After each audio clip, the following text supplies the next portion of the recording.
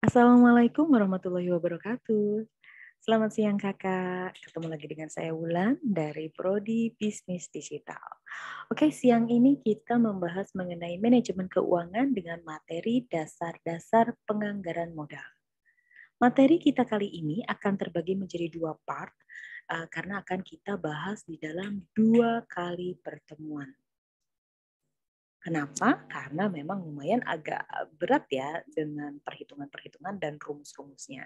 Jadi untuk memastikan agar kakak tidak bosan dan kakak bisa menyerap dengan baik dari mana angka-angka yang tersaji di dalam PowerPoint, maka saya akan membagi materi ini menjadi 2 kali pertemuan atau 2 part juga.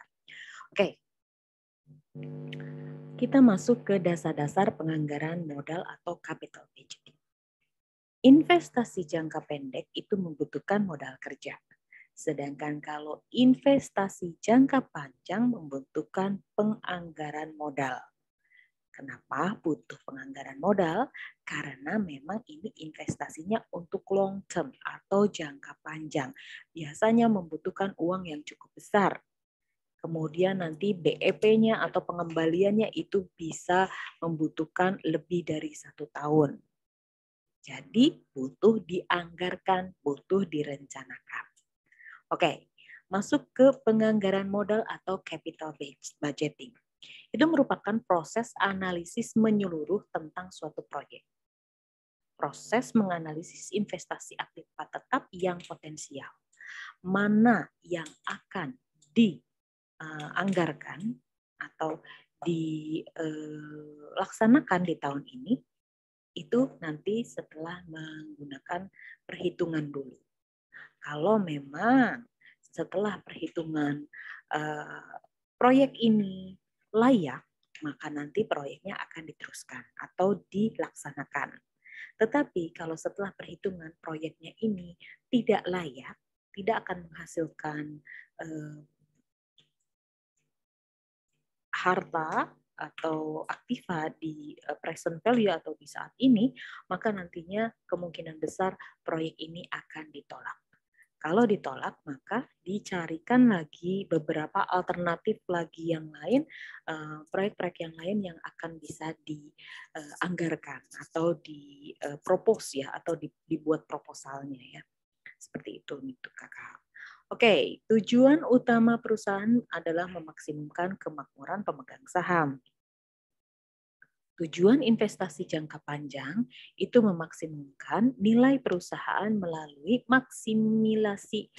maksimalisasi harga saham dengan cara memberikan nilai sekarang lebih besar daripada investasinya. Informasi yang diperlukan dalam penganggaran modal itu membutuhkan yang pertama adalah alternatif kesempatan investasi, yang kedua adalah estimasi aliran kas dan pemilihan investasi. Kenapa kita butuh estimasi aliran kas? Karena kita harus memastikan kira-kira balik modalnya kapan kalau kita investasi. Kemudian selain investasi di proyek A, ada alternatif apa? Makanya ini diperlukan. Ada alternatif kesempatan investasi lain dan ada estimasi aliran kas. Gitu ya. Oke, lanjut dulu. Nah, untuk pembelian aktiva dengan umur ekonomi 10 tahun akan memerlukan periode yang lebih lama sebelum hasil akhir dari tindakan tersebut dapat diketahui.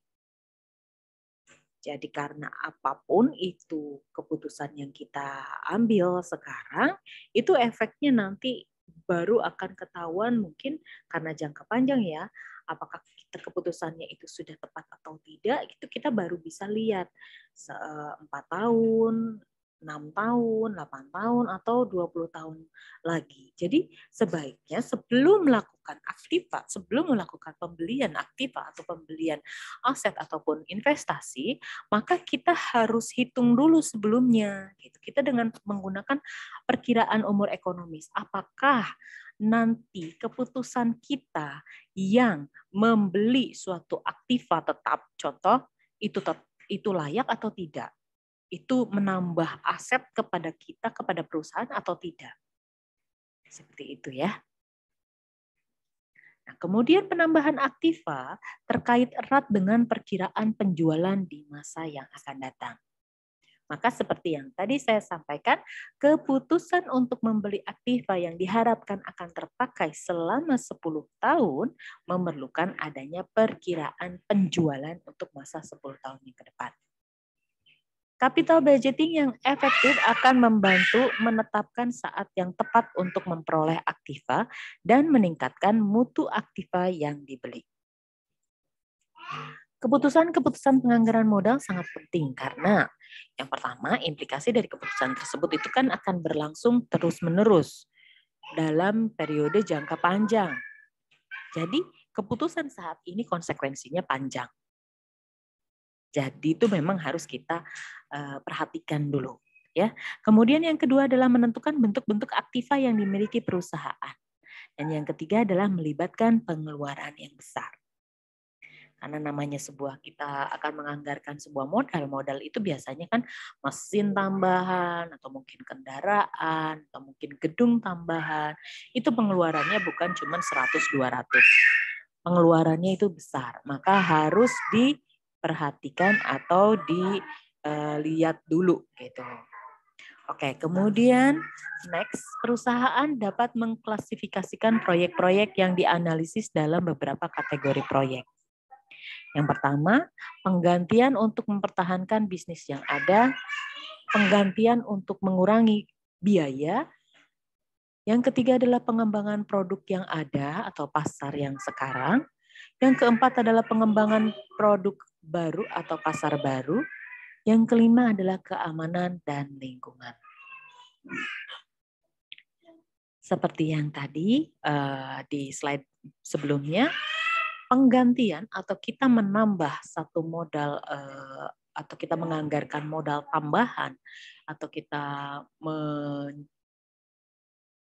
mencari satu proyek atau kita mau investasi, itu dikarenakan ada beberapa kondisi. Yang tadi adalah karena penggantian untuk kelangsungan usaha, atau karena penggantian untuk menurunkan biaya, atau karena memang untuk ekspansi atas proyek yang ada saat ini, atau ekspansi atas produk baru dan proyek pengamanan lingkungan.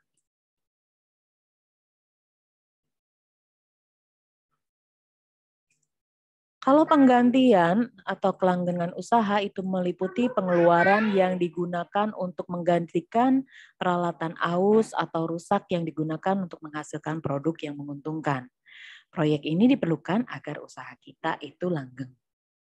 Kemudian kalau alasannya adalah penurunan biaya, itu adalah pengeluaran untuk menggantikan peralatan yang sebetulnya masih bisa diperbaiki, tapi peralatan itu memang sudah dinilai usang.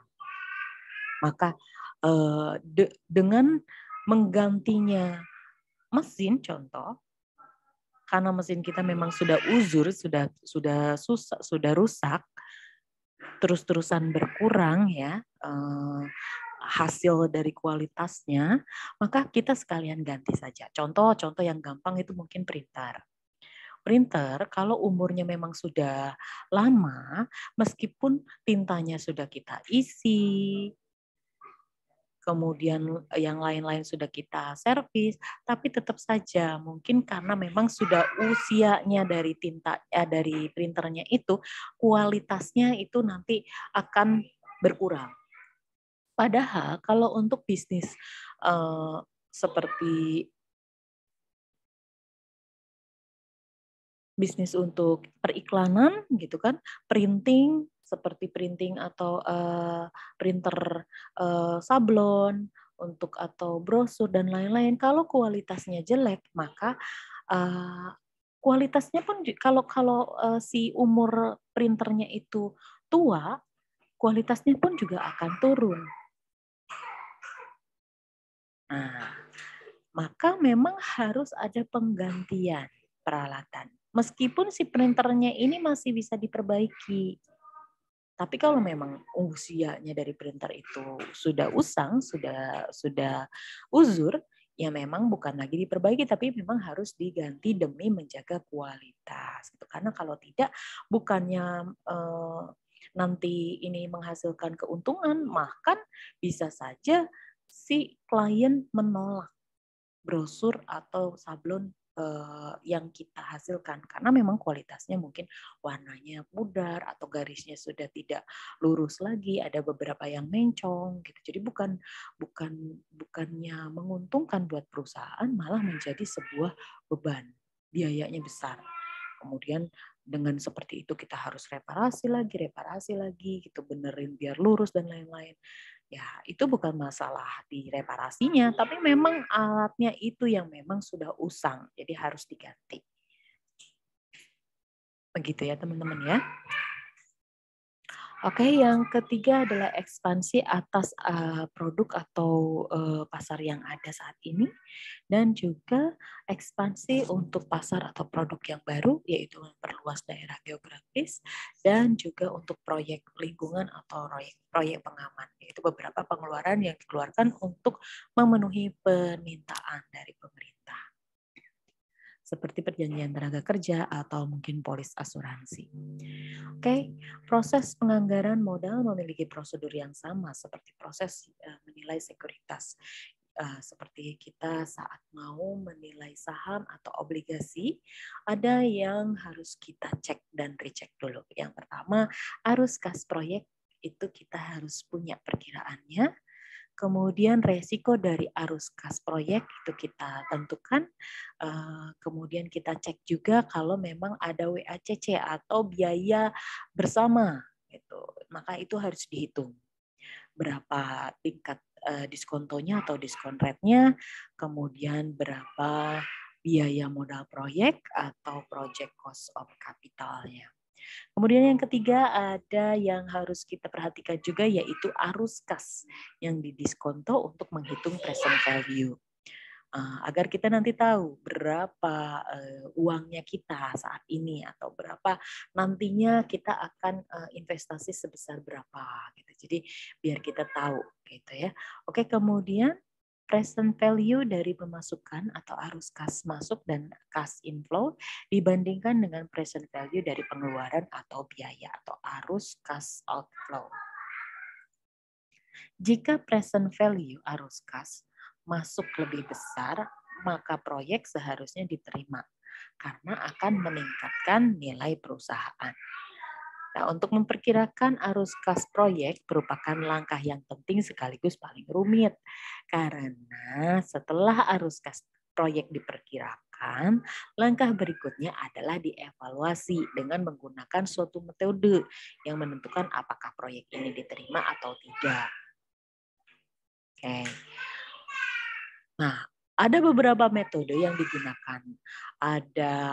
Sebetulnya ada 8 sih yang lebih umum ya. Ada 8 metode yang biasa digunakan di perusahaan.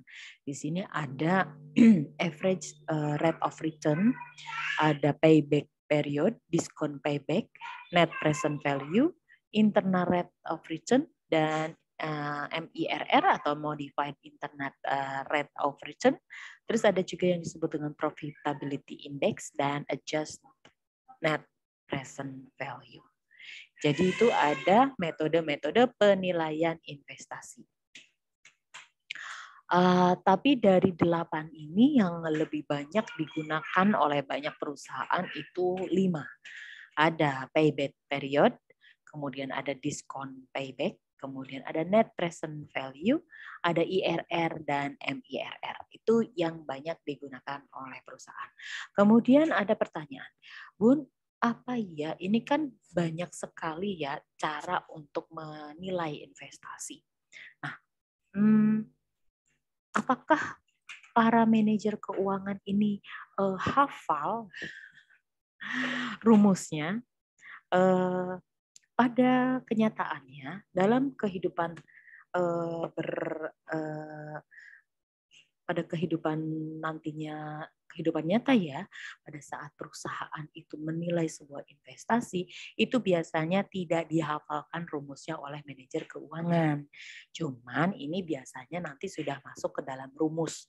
Bisa saja ke dalam Excel atau bisa di dalam rumus aplikasi dan lain-lain gitu. Jadi sudah bukan manajer keuangan yang ngafalin rumusnya, tidak ya, tapi mereka sudah tahu konsepnya seperti apa. Kemudian kalau untuk menghitungnya mereka biasanya sudah menggunakan rumus, jadi tidak menghafalkan. Jadi teman-teman di sini juga kalau di pelajaran saya, don't worry too much, jangan terlalu takut. Saya nggak hafal Bu rumusnya, sama saya juga nggak hafal rumusnya. Tapi yang penting teman-teman mencoba untuk memahami materinya ya, mencoba untuk memahami bagaimana cara menghitung kalau pakai metode payback period, kalau pakai metode net present value atau pakai metode yang lain, gitu ya. Oke. Kita lanjut dulu. Penganggaran modal, yaitu proses menganalisis investasi aktiva tetap yang potensial. Tadi sudah disampaikan. Pada saat kita menganggarkan modal, kita itu sedang menghitung. Kita mau nambah modal nih, berarti mau ke arah mana gitu. Apakah kita pada saat uangnya sudah terima gitu kita mau pakai uang tersebut untuk beli aktiva, beli kendaraan, beli mesin, beli gedung, atau lebih baik ini kita pakai untuk investasi di tempat orang lain, di perusahaan orang lain, atau kita mau melakukan beberapa pilihan proyek-proyek yang kita garap sendiri juga bisa. Ini menguntungkan nggak? Kapan BEP-nya? Kapan balik modalnya? Itu yang harus kita pertimbangkan. Semakin lama balik modalnya, maka semakin tidak direkomendasikan untuk dipilih. Karena apa? Kalau namanya investasi, kalau balik modalnya terlalu lama, nanti itu namanya jadi macet. Investasinya jadi mager, macet. Uangnya nggak muter. Padahal kalau namanya perusahaan itu uangnya sebisa mungkin perputarannya cepat. Jadi biar jadi uang lagi, invest lagi, beliin bahan, invest lagi, gitu, beliin apa, mesin mungkin buat investasi, buat modal lagi. Gitu. Tapi kalau kelamaan nggak balik modal itu nanti akan mengakibatkan cash flow di perusahaan juga goyah, ya. Ini tadi ya sama ya metode-metode yang digunakan oleh banyak perusahaan. Ada beberapa. Kemudian setiap kriteria peringkat itu nantinya dihitung, dievaluasi bagaimana setiap pelaksanaan proyek itu nantinya diidentifikasikan dan bisa memaksimalkan harga saham perusahaan. Oke, segitu dulu Kakak, biar nanti tidak terlalu banyak loadingnya.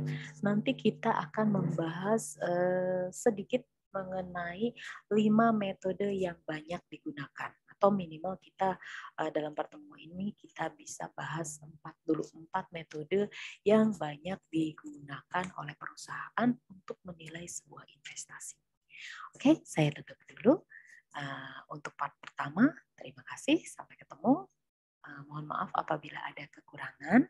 Apabila ada pertanyaan, saya persilakan Kakak untuk WA agar nanti bisa kita bahas di dalam WhatsApp grup atau kita nanti bisa bahas pada saat nanti kita pertemuan atau pertemuan tambahan. Oke, terima kasih ya Kakak ya. Saya tutup dulu. Wassalamualaikum warahmatullahi wabarakatuh.